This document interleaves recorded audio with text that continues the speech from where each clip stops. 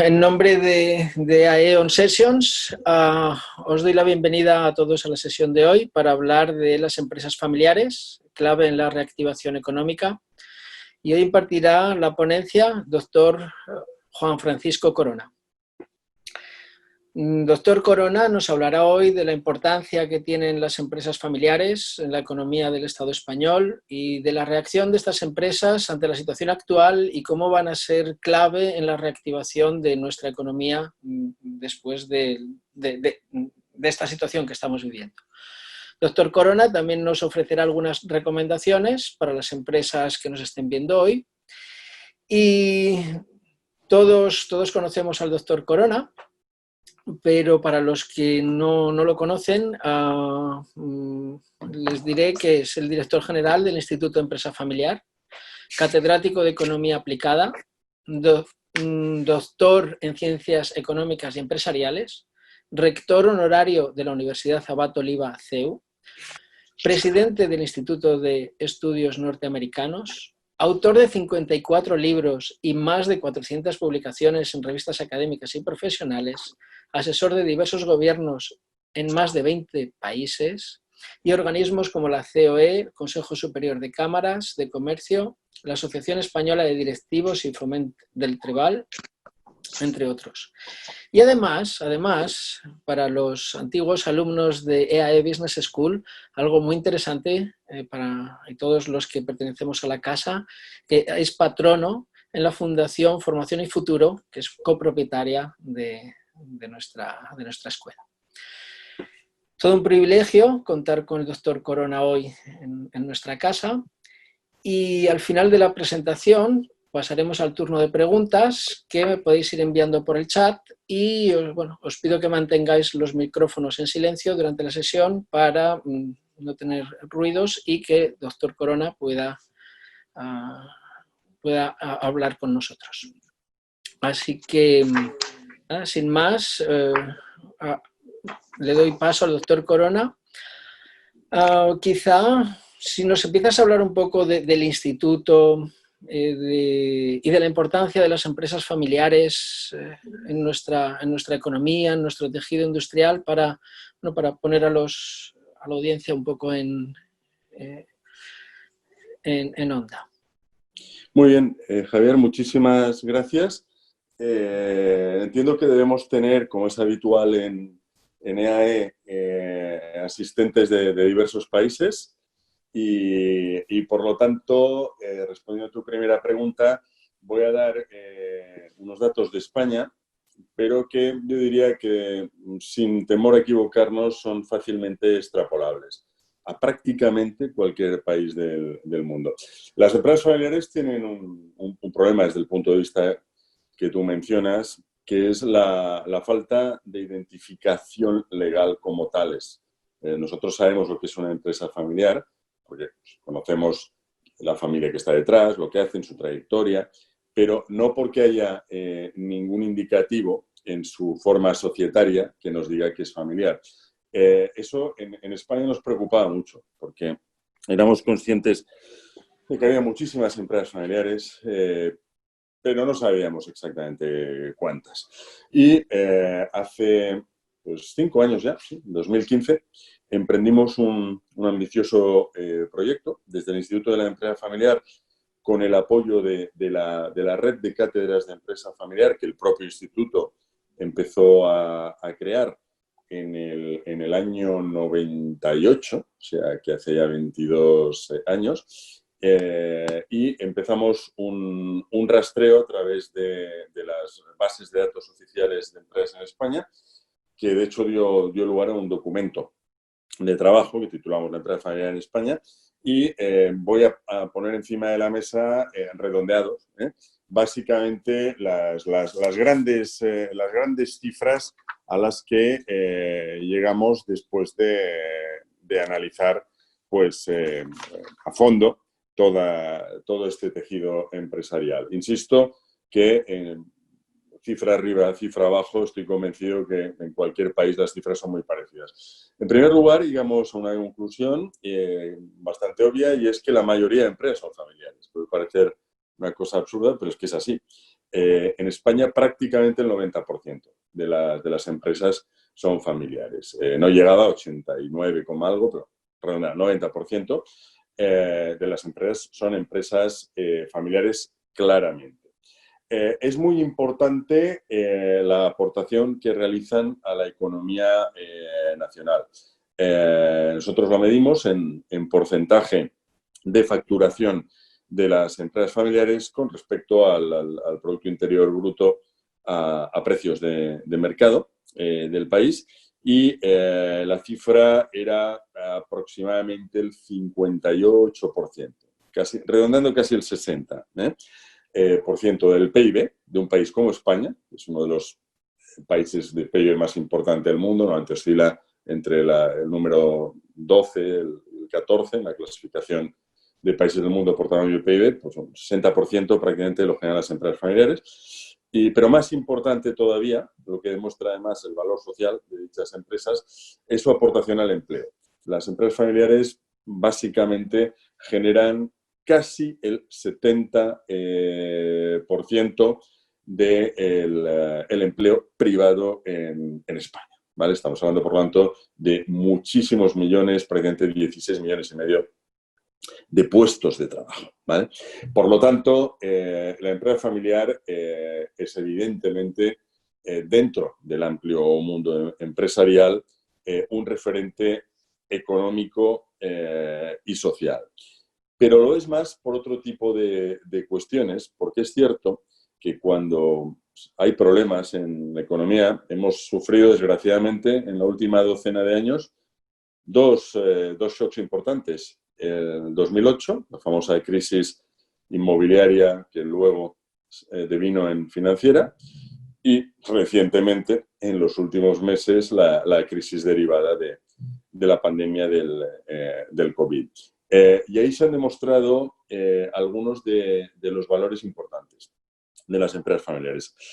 Hay muchísimos, pero yo señalaría fundamentalmente dos. El primero, el compromiso con el territorio. En estos momentos, por supuesto, no voy a dar ningún tipo de nombre, pero pues en España y seguro en todos los países del mundo ha habido deslocalizaciones importantes de empresas que han cambiado de país o literalmente han cerrado por problemas de rentabilidad económica.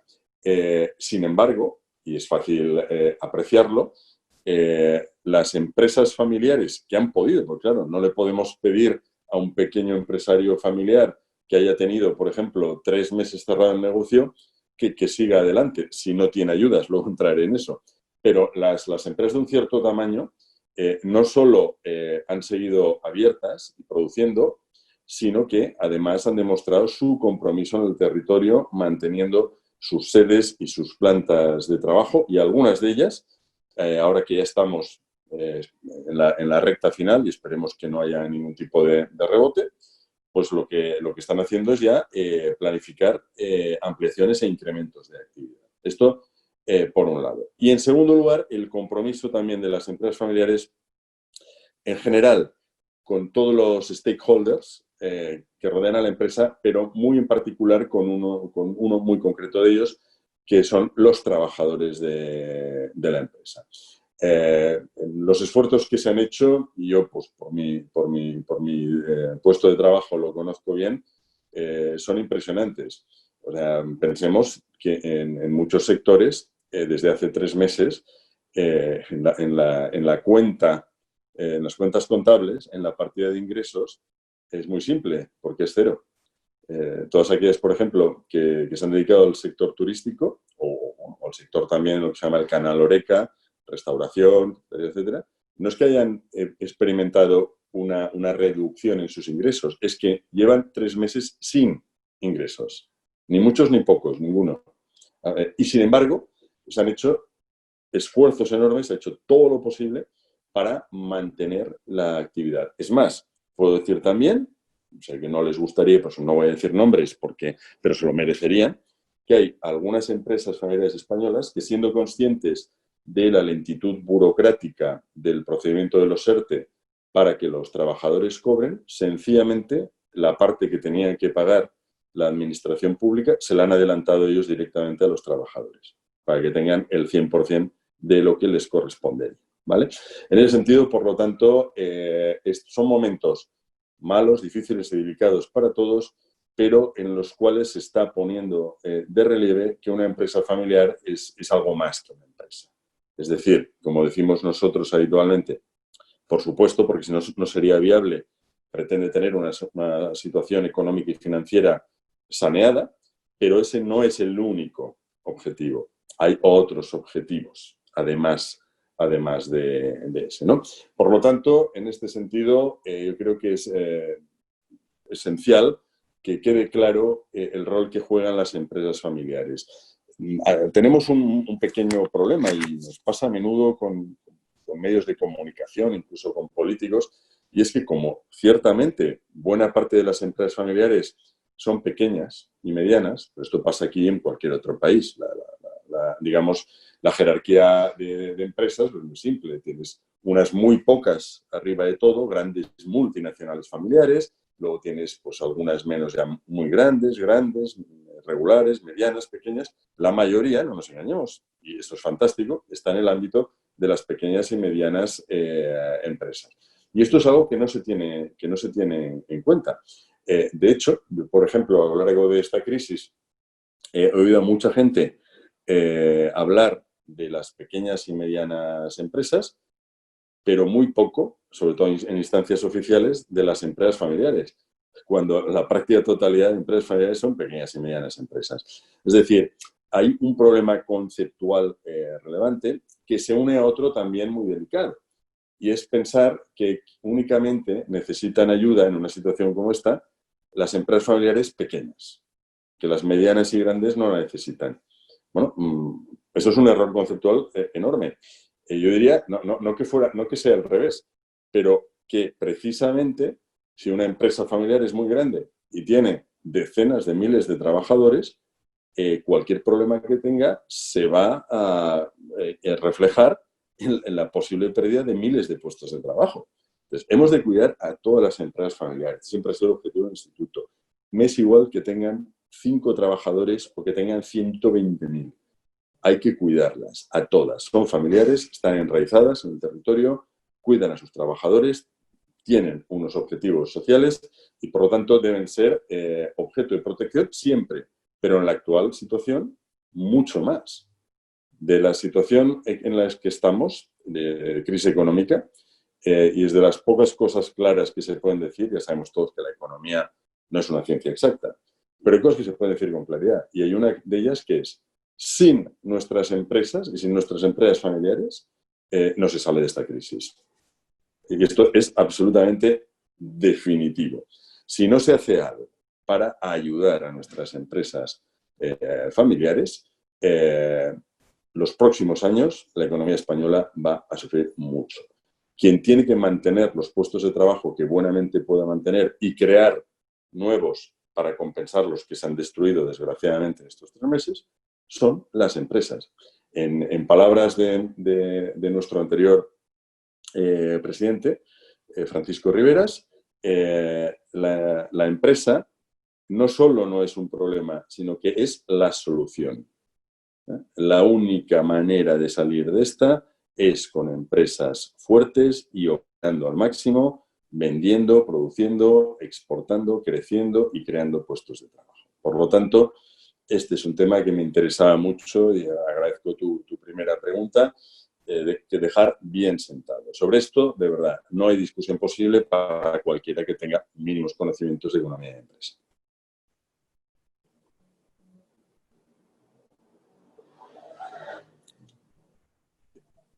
Perdón, no te oigo, Javier, no te escucho. Sí, perdón. Ahora sí. Sí, gracias. ¿Y qué diferencia hay en cómo se enfrentaron las empresas familiares a la situación anterior de crisis del 2008 financiera y cuál es la diferencia con la situación actual? Vamos a ver, afortunadamente, porque no todo es malo, se está hablando hoy en día, sabéis, siempre hay los grandes aficionados a las teorías del apocalipsis, siempre están ahí y cuando surge una situación de estas salen en tromba, ¿no? Yo estoy oyendo vamos, que la crisis actual va a dejar pequeña a la del 2008 y tal. Evidentemente, en algún país concreto, si el gobierno no hace sus deberes, puede ser verdad, pero la diferencia es sustancial. A ver, en el 2008 teníamos unas cuantas burbujas en España. Una primera inmobiliaria, pero esa arrastraba prácticamente a todo.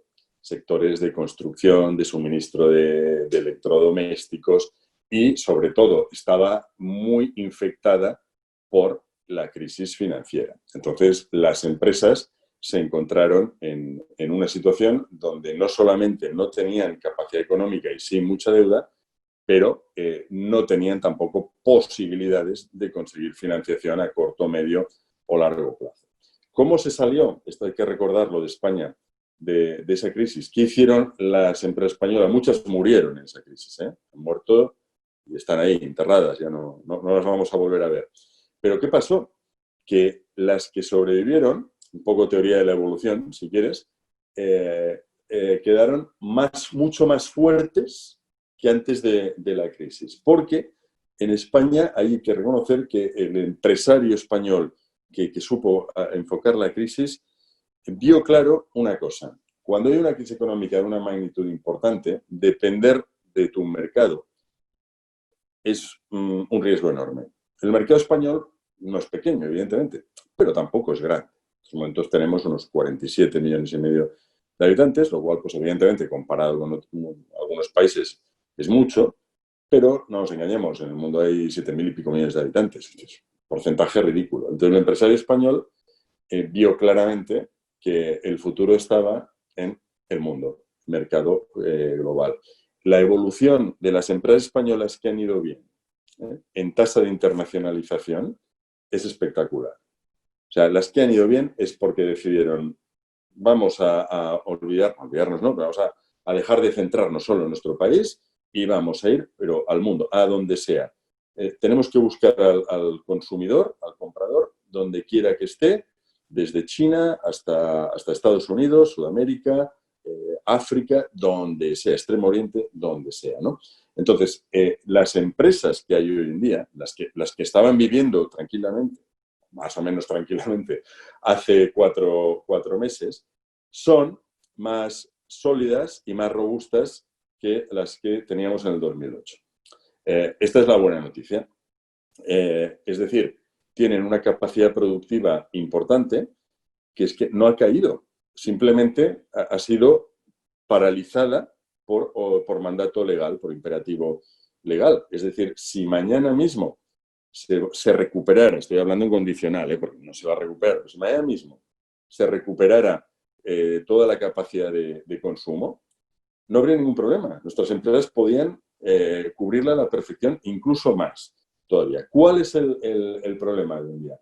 Pues básicamente que muchas empresas van a volver a la actividad, son más sólidas, más robustas, están internacionalizadas.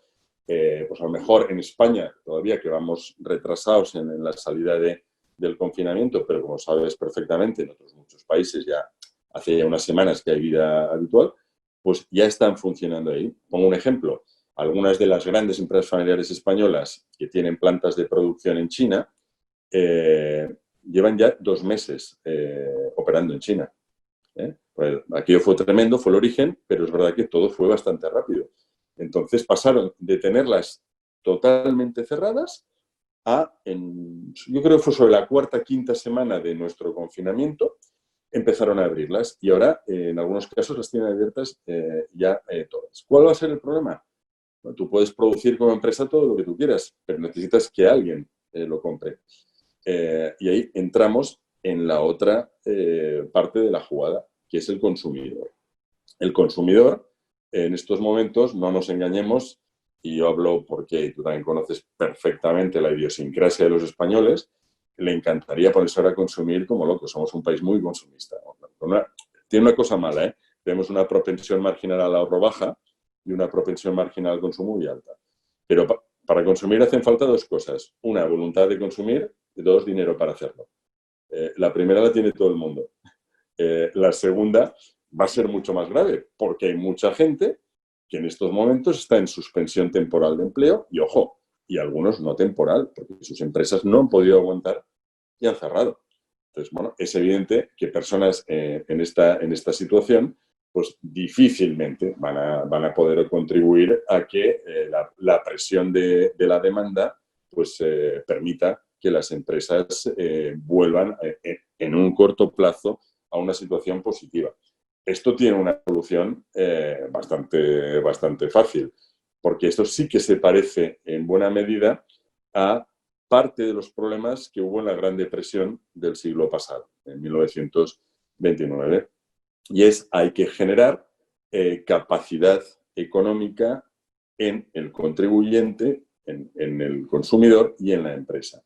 Pero en todos, o sea, no sirve de nada si establecemos medidas de ayuda para las empresas, pero el consumidor no tiene capacidad para consumir sus productos. No sirve de nada ayudar al consumidor para que tenga dinero si las empresas no están en condiciones de seguir produciendo. Esto es un tema simétrico, absolutamente. Digamos, para decir una frase muy sencilla, el dinero de fluir. El dinero de fluir. Yo digo con bastante satisfacción, porque los primeros días no fue así, que veo en el caso de España a la Unión Europea muy bien predispuesta. De hecho, la semana pasada nos dio una sorpresa positiva, que no es lo habitual, anunciando unas inyecciones de liquidez que son verdaderamente espectaculares. Eso es maravilloso, pero claro, también hay que leer entre líneas, también dijeron algo. Es decir, este dinero se tiene que dedicar a actividades productivas. O sea, no es un dinero para gastar en lo que sea. Nosotros recibimos muchísimo dinero procedente de Europa en la crisis del 2008, pero los que sean más veteranos recordarán que se gastó en buena medida en algo llamado el Plan E, que básicamente fue ni siquiera ampliar, sino simplemente mejorar pues, la calidad de determinadas obras públicas, pues, como las aceras de las calles y cosas por el estilo. Bueno, esto crea algo de actividad mientras se está haciendo y se está pagando a quien lo hace. Cuando eso se acaba ya no hay nada más. Yo creo que esta crisis nos tiene que hacer pensar en el futuro y el mercado va cambiando, cambia siempre.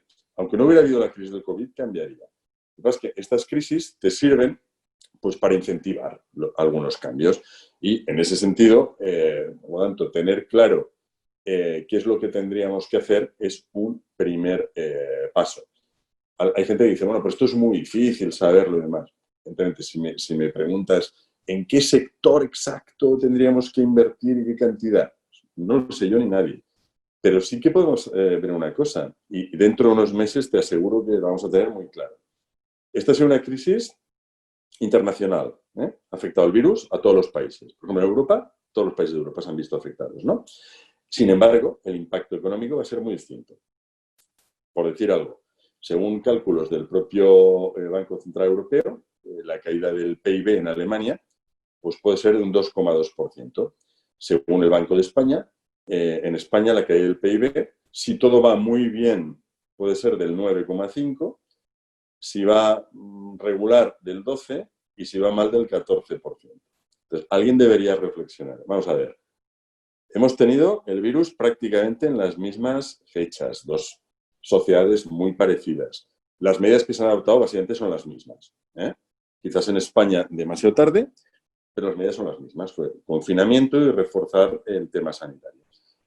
¿Cómo es posible que Alemania pierda un 2,2% de un PIB que en sí ya es mucho más grande y España puede llegar a perder el 14%? O sea, ¿por qué? Bueno, pues porque el tejido económico e industrial de Alemania está diseñado para aguantar muy bien incluso estos shocks tan potentes. Es un tejido en constante innovación, muy industrial, esto es importante decirlo, no porque tengamos que despreciar el sector servicios, al revés, es una suerte. España tiene una suerte que no tiene Alemania, y es que tenemos un 18% del PIB que nos lo genera el turismo. Los alemanes no pueden tener todo esto. Pero lo que no podemos basar es nuestra actividad económica en que somos un país que tienen una situación geográfica pues casi ideal, con un clima magnífico prácticamente durante todo el año, que para rematar el tema tiene un patrimonio cultural, histórico y arqueológico brutal, natural también, una naturaleza espectacular.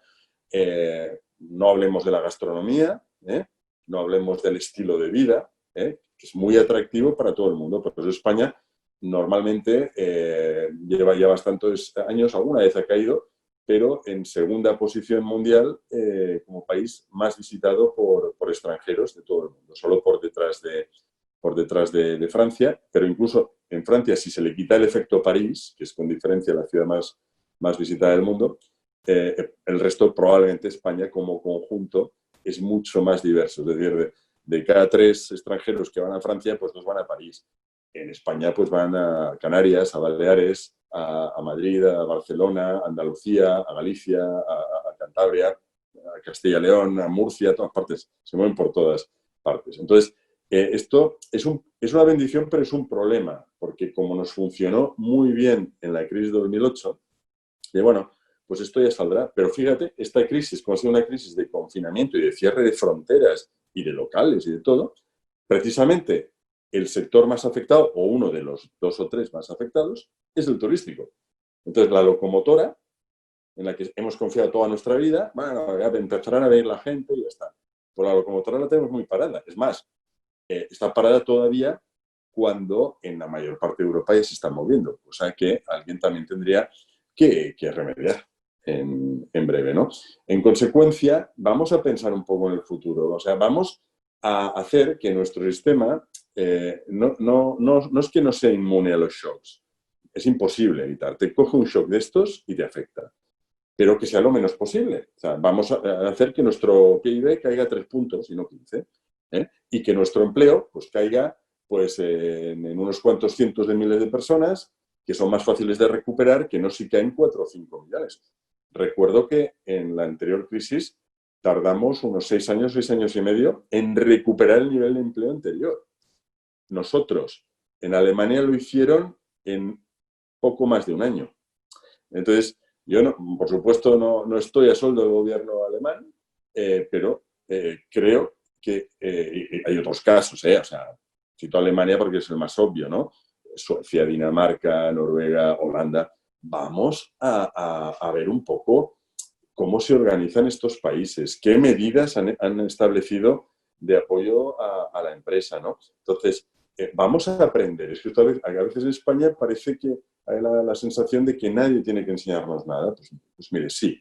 En turismo igual no, pero en otras cosas yo creo que sí. Entonces, ese es el tema. Por lo tanto, yo creo que nuestras empresas están mejor ahora y que si se adoptan las medidas de política económica que hay que adoptar, y ojo, esto te lo recalco mucho, y se hace ya, o sea, rápido, se puede salir relativamente rápido de esta crisis. No con una V clásica, la V clásica ya la hemos descartado porque no se ha reaccionado a tiempo, de hecho se sigue sin reaccionar a tiempo, pero una V asimétrica, es decir, con la segunda pala, digamos, con menos pendiente, tardará un poco más, pero no en una U, que supone estar mucho tiempo abajo, ¿no?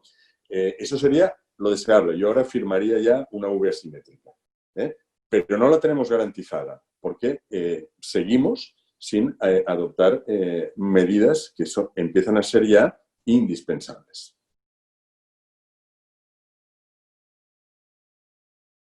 Estupendo. Muchas gracias, doctor Corona. ¿Y las empresas familiares?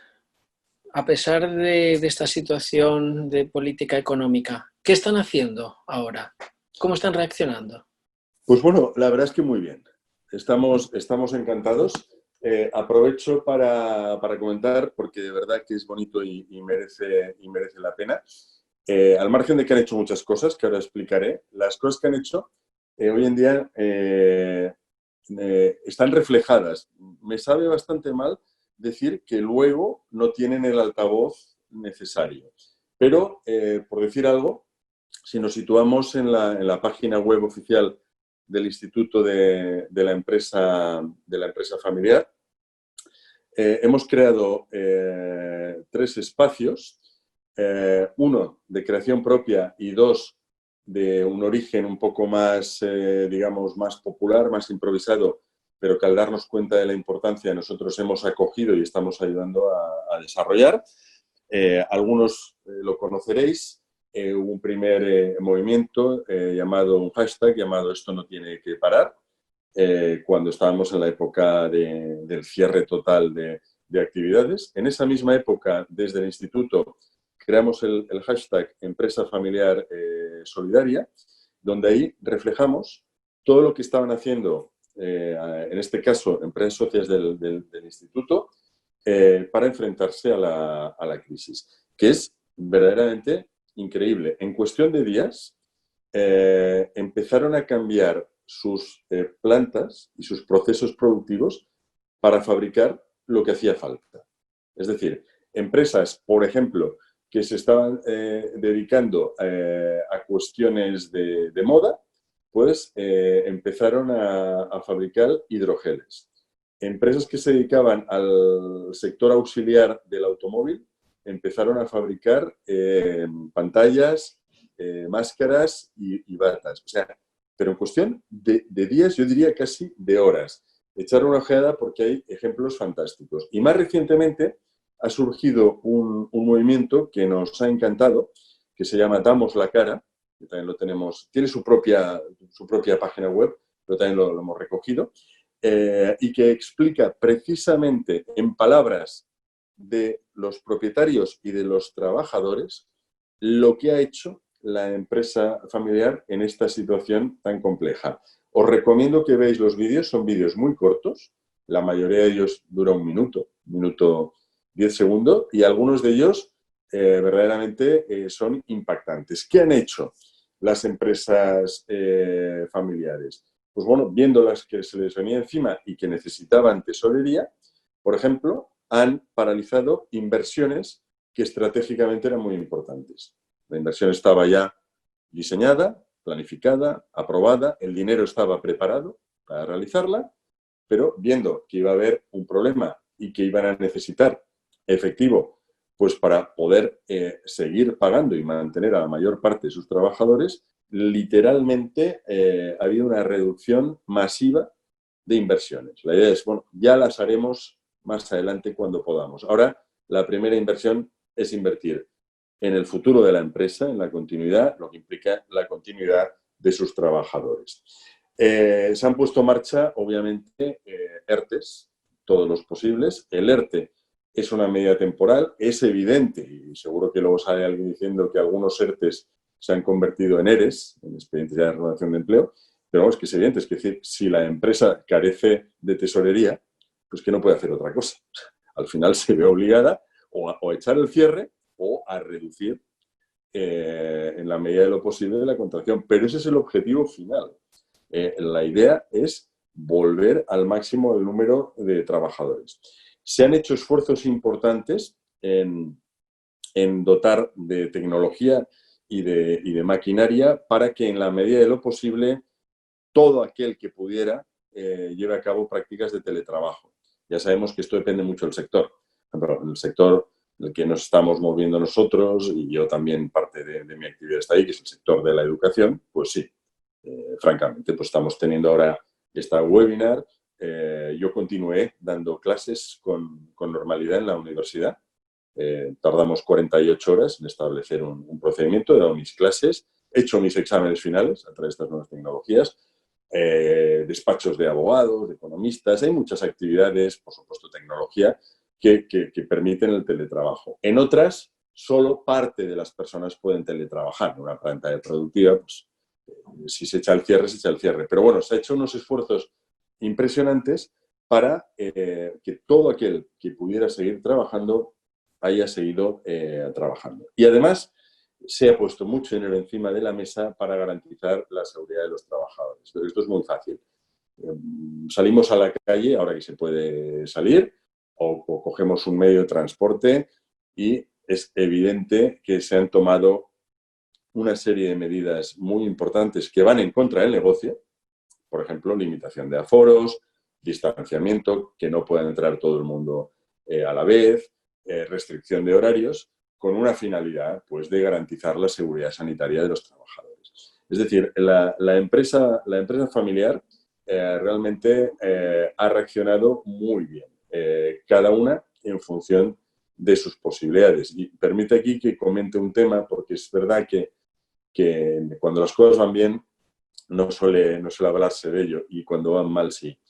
Y es porque es una vieja, digamos, aspiración del IEF.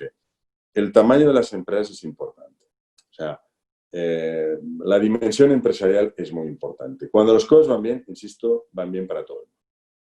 Entonces, nadie se preocupa. Cuando hay una crisis de estas características, y sobre todo de esta, la que hemos tenido, por ejemplo, cierre de la empresa. Por lo tanto, ingresos cero.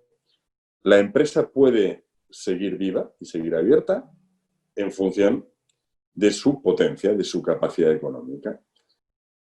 Las grandes empresas, algunas de ellas con las cuales yo he hablado, pues evidentemente contento no estaba nadie, pero pues pueden decir, bueno, pues yo podía mantener todo, pues estando cerrado un año, es igual, puedo seguir. Pero claro, a medida que vas hacia abajo, este plazo se iba reduciendo.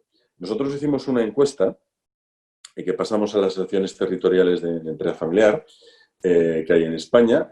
Todas las comunidades autónomas tienen alguna, y esta encuesta fue por petición del Banco de España. Luego se publicaron los resultados en el boletín de coyuntura del Banco de España. Claro, en la medida en que la empresa era más pequeña, pues ante la pregunta ¿cuánto tiempo puede usted seguir con su empresa viable en esta situación? Pues podía ser pues 15 días, 3 semanas, un mes, las grandes pues 3 meses, 6 meses, un año, ¿vale? Entonces, la dimensión empresarial es importante. Otra lección de cara al futuro. Cuando salgamos de esta, las empresas tienen que buscar de alguna manera algo que, por ejemplo, en el norte de Europa han hecho muy bien, alianzas estratégicas. Está muy bien que haya 5 empresas con 10 trabajadores. Esto es maravilloso. Pero si llega una crisis, y no olvidemos que las crisis van a seguir llegando, como esta o como otras, es mucho mejor tener una empresa de 50 trabajadores que 5 de 10. Es mucho mejor. Esta empresa podrá resistir mucho mejor. Entonces, la dimensión empresarial es verdaderamente uno de los aprendizajes que tenemos que sacar de esta crisis. Todas las empresas están pasando mal, pero la correlación va directamente ligada a su tamaño. Cuanto más pequeña la empresa, peor lo está pasando, o algunas ya lo han dejado de pasar mal, ya no existen. Cuanto más grande, más fuerte, más puede aguantar incluso situaciones tan dramáticas como la que hemos tenido en los últimos 3 meses.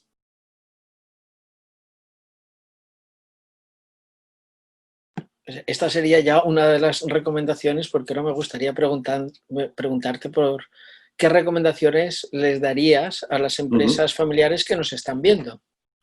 Bueno, la verdad es que lo primero, a una empresa familiar, gracias a Dios, muchas recomendaciones no hay que darle, en el sentido de que ellos conocen mejor que nadie sus negocios. Una de las características importantes de un empresario familiar, no sé si lo has podido experimentar alguna vez, es que conocen muy bien su negocio, sea el que sea. Alimentación, turismo, fabricación de productos químicos, farmacia, ropa, conocen su negocio, es su vida, y en muchos casos de sus padres, sus abuelos. Con lo cual, el mercado lo conocen bien. Esto no hay que decirles nada. Yo siempre digo, yo no le voy a explicar a una empresa familiar, qué sé yo, farmacéutica de 5ª generación, cómo tiene que enfocar el modelo de negocio en el sector farmacéutico. Ellos me pueden explicar a mí 40.000 cosas. Yo no les puedo explicar a ellos nada. Pero, en tanto en cuanto que temas genéricos, sí que podemos efectivamente decir algunas cosas. Algunas, desgraciadamente, no dependen de ellos, sino dependen pues, de las políticas públicas. Nosotros, pues, cuando empezó a controlarse adecuadamente ya el virus, pues lo que recomendamos es que se establecieran las medidas de seguridad que fueran necesarias, pero que se volviera a la actividad ya, con mascarilla, con pantalla, con guantes, separados de 2 metros, entrando al trabajo y saliendo separados. Sí, pero volvamos al trabajo. O sea, ¿qué sentido tenía a partir de ya el momento en que se empezó a aplanar la curva, perdón, de contagios, pues tener a la gente en casa mano sobre mano, con la excepción de los que hemos podido hacer teletrabajo. Que, por cierto, no sé si estaréis de acuerdo muchos conmigo, ahora estoy leyendo muchos artículos de opinión, el teletrabajo ha llegado para quedarse y tal. Bueno, ojalá no. Ojalá no, vamos a ver, sí, que debe haber teletrabajo, pero el teletrabajo supone realmente una carga brutal para los trabajadores, porque el teletrabajo, por ejemplo, contempla una ausencia de horarios. Trabajo físico, horarios de entrada, horarios de salida. El teletrabajo, yo lo he podido experimentar en mí mismo.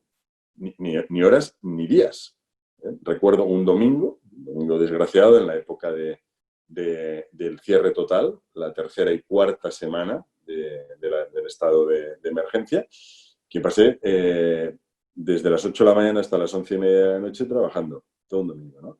Entonces, vamos a ver, el teletrabajo se ha de hacer, pero bueno, uno de los consejos, vamos a regular adecuadamente el teletrabajo. El teletrabajo está para ayudar, no para generar estrés innecesario en las personas. Pero, por ejemplo, las nuevas tecnologías. Vamos a ver, todavía hace unos meses, todavía había empresarios que, por ejemplo, el tema de digitalización, nuevas tecnologías y demás, lo veían como, bueno, como una moda y que estaba bien, pero que no era esencial. Acabamos de ver que lo es. Es esencial. O sea, hay que rediseñar absolutamente todo, previendo que en el futuro pueda volver a pasar una crisis de estas características. Los epidemiólogos ya lo dicen. O sea, es verdad que en teoría y estadísticamente en los próximos años no deberíamos tener otra nueva, esto pasa cada X años, pero también, ojo, porque en los últimos 30 años ha habido ya unas 4 o 5. Es decir, cada década suele tener últimamente alguna crisis de estas características. ¿Qué pasa? Que hasta ahora se habían salvado bien todas. Recordemos el SARS, la crisis de las vacas locas, la gripe aviar, incluso el ébola. Entonces, bueno, la idea era, bueno, vale, hay problema un tiempo, pero más o menos se busca el foco, se soluciona. En este caso, el foco estuvo bastante claro casi desde el principio, que era Wuhan, en China, y ya llegó a todo el mundo, absolutamente a todo el mundo. Entonces, vamos a ver, dentro de X años vamos a tener otra crisis, como esta o de otro tipo, o volverá a haber una crisis financiera, los mercados volverán a experimentar burbujas. La economía es así, la economía es móvil, ¿no? Entonces, vamos a ver, una gran recomendación es decir, no operemos como si pensáramos que nunca va a pasar nada, al revés. Pensemos, ¿y qué pasaría si, y ahora te pongo un ejemplo concreto, si de repente, dentro de 4 años o 5, tengo que cerrar otra vez durante 2 meses seguidos la empresa? ¿Qué pasaría? Sería recomendable tener un plan estratégico, el que sea, cada uno en su sector tendrá el suyo. Hay que tener planes estratégicos. Por lo tanto, hay que empezar a pensar en lo peor. Y esto es una cosa culturalmente compleja en España, porque el carácter optimista de la gente pues, la lleva a pensar, bueno, esto no va a ser grave. Yo recuerdo unos días antes del inicio de la situación de emergencia, pues mucha gente diciendo, bueno, pero esto aquí está claro que aquí no nos va a afectar, no pasa nada, esto va. Y si nos afecta, pues eso. Vamos a estar 2 semanas, sigue un poco restricciones y luego ya vuelve la normalidad. Bueno, pues estamos, si no me equivoco, en la 13ª semana de emergencia y nos queda una 14ª todavía. 14 semanas es más de una cuarta parte de un año, son prácticamente 3 meses y medio. Eso es brutal, eso es absolutamente brutal. Y eso volverá a pasar por este motivo o por otro. Entonces, vamos a pensar qué hacemos si las cosas no van bien. Para esto, por cierto, hay una receta bastante infalible, mágica, que es que las empresas estén fuertemente capitalizadas. Y aquí aprovecho para lanzar un llamamiento a que estudiemos un entorno legal, y en particular en el marco fiscal, que incentive la capitalización de las empresas. Porque el capital es la sangre de la empresa. Entonces, una empresa fuertemente capitalizada está en magníficas condiciones para asumir cualquier tipo de crisis. La dimensión ya la he citado antes, por supuesto. Pero no solo la dimensión. Voy un poquito más allá. Dimensión y acuerdos estratégicos. Porque es verdad que, en un caso, uno puede tener una empresa, un determinado sector, que esté llevada con unos criterios muy propios y que sea muy difícil pues, que llegue a cabo una fusión con alguna otra empresa. Bueno, pero fusión igual no puede hacer. Pero a lo mejor, por ejemplo, compartir la investigación, compartir la inversión en I+D+I, eso sí que se puede hacer. Y no entre dos, entre 7, 8. Yo conozco casos, básicamente, hay que decirlo, en Norte Europa, países nórdicos y demás, que siguen manteniéndose empresas tamaño mediano, para entendernos, pero que como están en sectores muy tecnológicos, para estar al día y para poder competir en el mundo, necesitan realmente estar a la última. Y por lo tanto, han de invertir mucho en I+D+I. Si cada una tuviera que invertir lo que puede, no llegaría a nada. Pues una contrataría a un ingeniero al año, otra a un ingeniero a tiempo parcial. Bueno, si se suman 10, 12 empresas, pues igual suman ahí, por ejemplo, pues 10, 12 ingenieros que pueden estar trabajando. Obviamente, luego se ha de compartir los resultados y eso es algo para lo cual nosotros tampoco tenemos excesiva tradición y que merecería la pena que nos planteáramos. Y por último, y que conste que ya lo he dicho antes, que lo hemos hecho muy bien desde el 2008, fundamentalmente, en el momento en que podamos, y ya falta poco, vamos a pensar otra vez. El mercado hoy en día, para una empresa que quiera subsistir, es el mundo, todo el mundo. Por lo tanto, vamos a salir. Y vamos a salir, insisto en esta pequeña distinción semántica. Exportar está muy bien, fantástico. Pero internacionalizarse es algo más que exportar, es producir fuera. Esto es lo que te permite, pues por ejemplo, si te cierran una fábrica en China, pero no te han cerrado la fábrica de Singapur, pues puedes seguir produciendo en Singapur. Si te cierran todas las fábricas de España, pero tienes fábricas en América y en Extremo Oriente y demás, pues puedes seguir produciendo, ¿vale? Entonces, hay que intentar, una vez más, plantearse el futuro y es el mundo, claramente. Precisamente lo que estamos haciendo ahora y algunas de las webinars que he hecho, pues se ha conectado gente literalmente de todos los continentes, porque no hay ningún problema. Entonces, vamos a pensar otra vez que el objetivo es el mundo. Y que es verdad, también es cierto, que quizás se había abusado del presencialismo para salir fuera. Había la idea de que si no estás constantemente fuera, vamos a ver, los nuevos medios nos permiten trabajar en todo el mundo de forma relativamente positiva. Yo conozco empresas españolas que, no voy a hacer propaganda, venían de determinado tipo de producto, ha llegado la crisis, han hecho un esfuerzo enorme para entrar en redes de otros países y están vendiendo lo que no está escrito en otros continentes, en otros países. Es decir, las empresas familiares han hecho mucho, lo hemos visto antes, y lo han hecho muy bien en unas condiciones muy difíciles, por lo tanto hay que felicitarlas. Nosotros, en nuestra asamblea general que hicimos por vía telemática por primera vez en la historia, en 28 años, la empezamos con un vídeo que era meramente de agradecimiento. Agradecemos a todas las empresas familiares españolas todo lo que han hecho y están haciendo durante la crisis. Pero en el momento en que se acabe, y estamos cerca, empieza otra, que es la económica, y entonces ahí pues hay que cambiar. O sea, si la idea es, bueno, pues sigo haciendo lo que hacía en el mes de enero, vamos a tener problemas. Sé que es difícil cambiar, todo el mundo se siente muy cómodo con la estabilidad y con con las rutinas. Pero de vez en cuando el mundo ha avanzado porque ha habido saltos, ha habido cambios. Si no, seguiríamos, como dice un buen amigo mío, un antropólogo, seguiríamos en la edad de piedra. Está, o sea, el hombre de la edad de piedra, hombre, no es que fuera muy confortable, pero bueno, pues tenía una vida sencilla. Cazaba unas cuantas horas al día y luego pues comía y descansaba.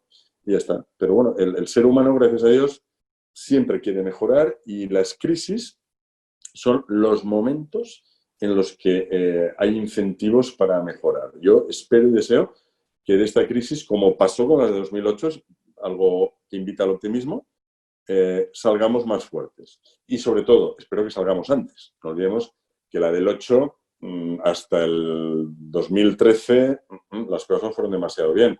Esta, vamos a ver, si todo fuera muy, muy bien, a finales del año que viene podemos empezar a estar razonablemente bien. Hay mucha gente que ya está hablando del 22, ¿no? Yo todavía creo que si se hacen las cosas bien, a finales del 21, último semestre del 21, puede estar razonablemente bien. Muchas gracias, doctor Corona. Así que, bueno, pues son unas cuantas recomendaciones. O sea, crecer, Sí, sí. tener bien preparado un plan estratégico para, por si acaso vuelve a ocurrir algo parecido. Internacionalizarse, que no es, aunque se parece, exportar solamente, sino estar presencialmente, estar ubicado en otros mercados y no es tan necesario el estar presencialmente con la persona. Podemos utilizar hoy medios, todos los medios que hemos puesto en práctica durante el confinamiento. Y bueno, y aprovechar la crisis para mejorar, ¿no? Y que esta crisis nos incentive a mejorar. Tenemos muchas gracias. Gracias, a ti.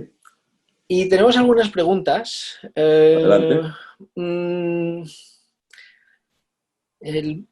Lo que pasa es que son varias y tenemos poco tiempo, voy a elegir algunas. Hay una de Nagore que me ha llamado la atención porque, claro, mientras estamos hablando de que las empresas de mayor tamaño son las que mejor podrían resistir o están resistiendo la crisis y podrían prepararse para el futuro, resulta que Nagore dice, bueno, ¿y qué pasa si estas empresas de mayor tamaño lo que hacen, empiezan a abusar de las pequeñas que son sus proveedores?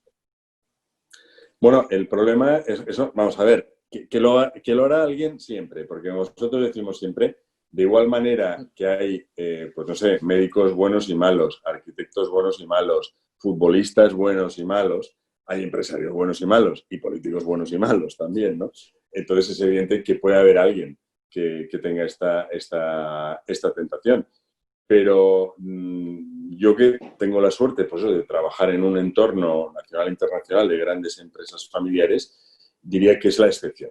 Que existen esos casos, desgraciadamente, como indican ahora, existen, pero son la excepción y que la gente, que decir, las personas, los consumidores, el público, debería detectar este tipo de comportamientos. Hoy en día, nosotros, es fácil verlo, siempre insistimos que la empresa familiar exitosa destaca por sus valores. Porque es verdad que algunas empresas que han hecho esto para aprovecharse de la crisis, yo por ejemplo recuerdo alguna en la anterior crisis,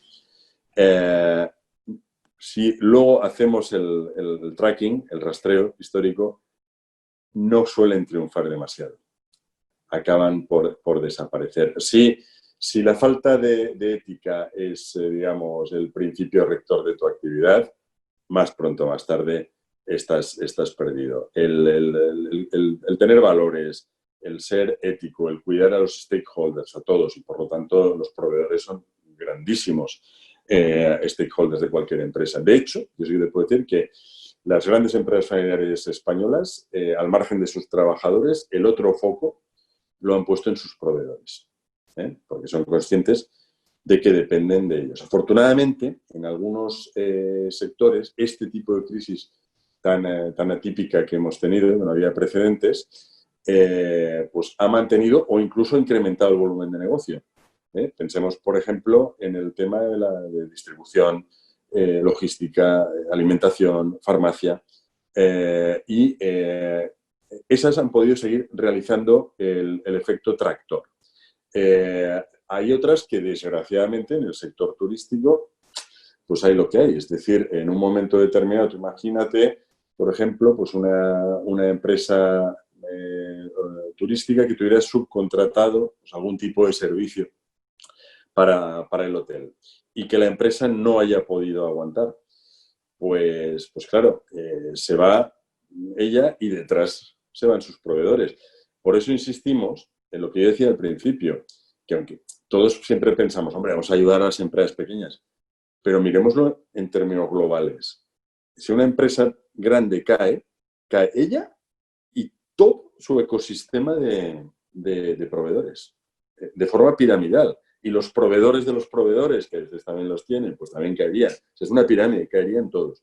Entonces, vamos a pensar las cosas con mucha sensatez y, evidentemente, si hay prácticas como las que cita Nagore, pues son prácticas que atentan contra la filosofía de la empresa familiar, éticamente son reprobables y, por lo tanto, pues hay que denunciarlas. Gracias, doctor Corona. Hay varias preguntas en el chat y tenemos un poquito de tiempo y me pone aquí ahora en la tesitura de cuál.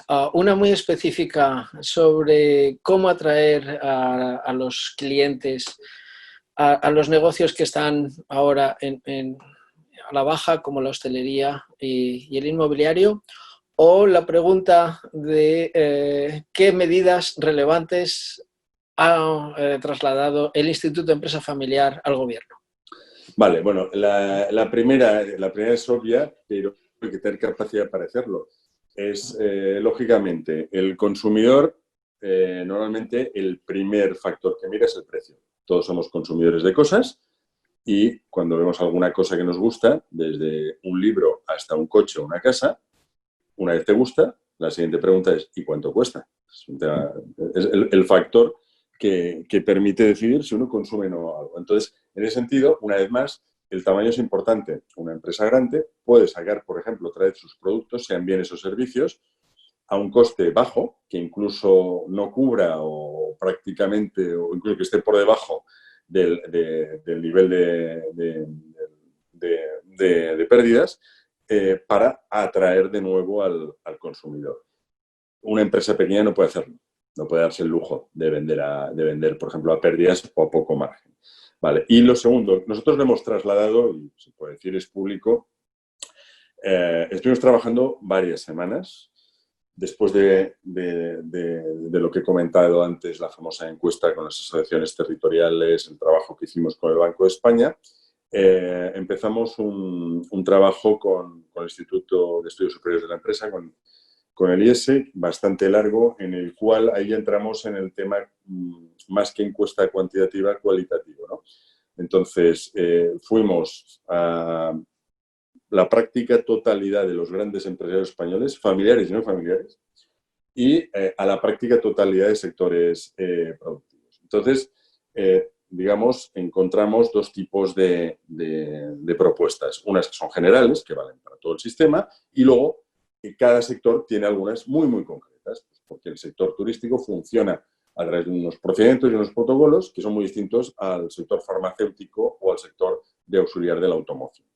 Que esto lo trabajamos en concreto, esto sí que no te lo voy a explicar, pero no acabamos ni mañana, en 16 anexos de los principales sectores. Pero lo que hemos trasladado al Gobierno esencialmente es lo siguiente. Primero, cuando hemos tenido la crisis sanitaria, básicamente al final se llegó a un acuerdo, ¿no? Que nos digan los sanitarios qué es lo que hay que hacer, ¿no? Especialistas en epidemiología, en unidades de cuidados intensivos, etcétera, etcétera. Ahora tenemos una crisis económica. Parece bastante lógico que esto se deje en manos de la gente que tiene conocimientos y experiencia al respecto.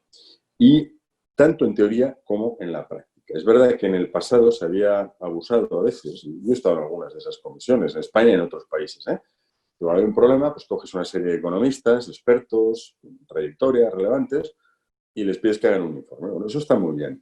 Pero nosotros aquí lo que hemos añadido es decir, oye, esto sí, vamos a coger un grupo de economistas contrastados, a ser posible con experiencia internacional y amplia, y vamos a sumarlos a algunos grandes empresarios. Si saben algo, es gestionar. Algunos gestionan empresas enormes. Bueno, vamos a escucharlos, ¿no? Entonces, no estamos, por supuesto, diciendo que no haga falta que se establezcan comisiones parlamentarias para esto. Absoluto que se hagan, porque al final tendrán que tomarse decisiones políticas. Pero hagamos como, por ejemplo, ha hecho Italia o ha hecho Francia, y vamos a crear comisiones con profesionales que nos digan, primero a nivel general, qué es lo que hay que hacer, y luego especialistas sectoriales que digan, mira, y en concreto, en mi sector, que lo conozco porque llevo 50 años trabajando en él, lo que habría que hacer es esto, esto y lo otro. Básicamente, te lo resumo de manera muy rápida. Hay que empezar a agilizar el funcionamiento de la administración. Los ERTEs, un porcentaje amplísimo, están paralizados.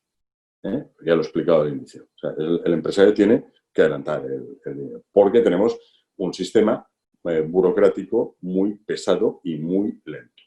Eso por un lado. En segundo lugar, hemos dicho, el dinero de fluir, pues vamos a hacer que fluya. Asumimos que vamos a tener un déficit público importante y por lo tanto también tendremos que emitir deuda, pero también tendremos ayudas de Europa. En estos momentos el dinero tiene que estar en las manos en las que se mueva de forma más beneficiosa para el total de la colectividad. Hemos de ayudar a las empresas y hemos de ayudar a los trabajadores. En ese sentido, aunque el origen de la crisis es diferente, ahora sí que se parecen en algunas cosas, gracias a Dios, sin inflación, pues sería locura, a la famosa Gran Depresión del 29, de la cual se salió fundamentalmente con recetas keynesianas, por eso ahora sí que parece un buen momento para aplicar recetas keynesianas. En momentos de expansión no tanto, pero en momentos de recesión sí. Las recetas keynesianas en una situación de esta es aplicar una política fiscal anticíclica y una política monetaria expansiva. La política monetaria expansiva confío bastante en el buen hacer del Banco Central Europeo, que lo está demostrando además. Y la política fiscal anticíclica, digamos, en lenguaje coloquial, consiste, vamos a incrementar el gasto público, pero ojo, en aquello que sea necesario, o sea, no vamos a, pues eso, a tallar piedra, sino vamos a hacerlo en algo que genere riqueza, y lo lógico sería establecer moratorias o incluso recortes de impuestos hasta que la situación vuelva a la normalidad. Es lo que diría pues, cualquier economista keynesiano estricto. Y algunos de los que no lo son reconocen que en esta situación es lo que toca. Lo primero es salir de la crisis. Luego nos vamos a encontrar, vale, un déficit muy alto y deuda, ¿vale? Pero con eso ya lucharemos luego. Porque lo que no tiene sentido es decir, como no quiero déficit ni deuda, pues mira, no toco nada y que siga la crisis, que dure. No, lo primero es salir de la crisis. Luego asumiremos los costes de haber salido de la crisis. En resumidas cuentas, ese es el resumen. Pues no tenemos ya tiempo para más preguntas. Solo agradecerte la presencia aquí hoy en EAE y haber dado respuesta a unas cuantas inquietudes de la audiencia. Supongo que puedo decir que estás disponible para todos aquellos que quieran ponerse en contacto contigo. Y que sí, pero con moderación, porque en estos momentos tengo bastantes frentes abiertos, Javier. Bueno, también tengo un buen equipo, que también pueden ayudar. Si hay alguna cuestión que tú estimes que es relevante, pues nos la haces llegar y intentaremos darle cumplida respuesta. Bien, a través de la página web del Instituto de Empresa Familiar también sí, la página web, de verdad, sí, la recomiendo porque precisamente la hemos trabajado mucho, ha mejorado una barbaridad. Consecuencias buenas de una crisis.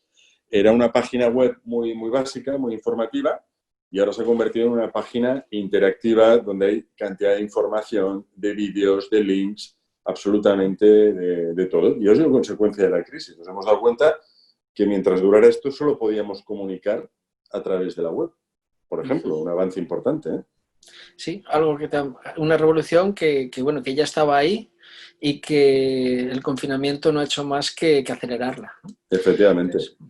Bueno, muchas gracias, Juan Corona. Gracias a ti. Y bueno, me quedo con las palabras del principio, de las fortalezas de la empresa familiar, comprometida con el territorio, con sus trabajadores y con los proveedores, con sus stakeholders en total, y que las empresas familiares tienen un objetivo social mucho más allá de mantener una saneada cuenta de resultados.